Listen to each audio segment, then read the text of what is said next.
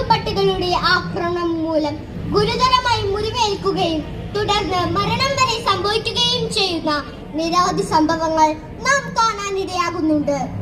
വളരെ ഗുരുതരമായ സാമൂഹ്യ പ്രശ്നമായിക്കൊണ്ടിരിക്കുന്ന ഈ വിഷയത്തെ കുറിച്ച് വ്യക്തമാക്കുന്ന ഒരു കൊച്ചു മോണക്റ്റാണ് ഞാൻ ഇവിടെ അവതരിപ്പിക്കാൻ പോകുന്നത്. മീനൂട്ടി, മീനൂട്ടി, നീ എവിടെ പോയി കിടക്കുക കുട്ടി? ശാന്തേച്ചി, മീനൂട്ടി ഉണ്ടോ അവിടെ? നീ വിഷമിക്കണ്ട രേണു, അവൾ അമ്മുക്കുട്ടിയുടെ കൂടെ കളിച്ചുകൊണ്ടിരിക്കാം.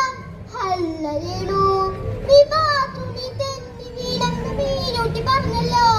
കാലിനിപ്പ എങ്ങനെയുണ്ട്? ഹോസ്പിറ്റലെല്ലാം പോയിരുന്നു ശാന്തേച്ചി. നല്ല നീരുണ്ട്. അധികം ദൂരം നടക്കണ്ടെന്നാ ഡോക്ടർ പറഞ്ഞേക്കണേ. മോളെ മീനൂട്ടി, വേഗം വരണട്ടോ. ഞാനിപ്പം വരാം. അമ്മു ചേച്ചി കളിക്കണ കണ്ടപ്പോ ഞാൻ ഓടിച്ചെന്നതാ. മീനൂട്ടി, മീനൂട്ടി. അമ്മേ, അച്ഛൻ വന്നു. അച്ഛൻ ഇന്ന് നേരത്തെയാ? ഇന്ന് കുറച്ച് നേരത്തെ ഇറങ്ങി. അമ്മയ്ക്ക് വയ്യാത്തതല്ലേ? നീ അമ്മയെ സഹായിച്ചോ മീനൂട്ടി? ഞാൻ അടിച്ചു വാരാനും പാത്രം കഴുകാനും ഒക്കെ സഹായിച്ചു.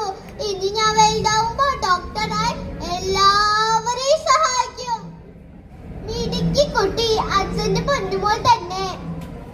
ദീപാലിട്ടോ, നാളെ മോളെ സ്കൂളിൽ കൊണ്ടാക്കുന്ന കാര്യം എടുത്ത് എനിക്ക് പേടിയാവുന്നു.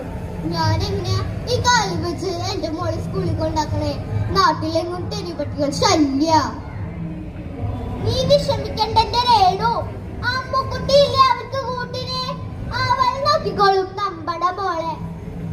അമ്മേ, അമ്മു ചേച്ചി വന്നു. ഞങ്ങൾ സ്കൂളിൽ പോവാട്ടോ. ശ്രദ്ധിച്ചു പോണേ മോളെ. അമ്മു ചേച്ചി, അമ്മു ചേച്ചി, പേടിയാവണം അമ്മു ചേച്ചി.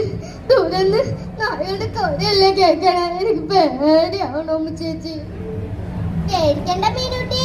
അമ്മു ചേച്ചിയില്ലേ, നായകൾ ഓടി വരുമ്പോ നമുക്ക് ഏതെങ്കിലും വീട്ടിൽ കയറി വിളിക്കാട്ടോ.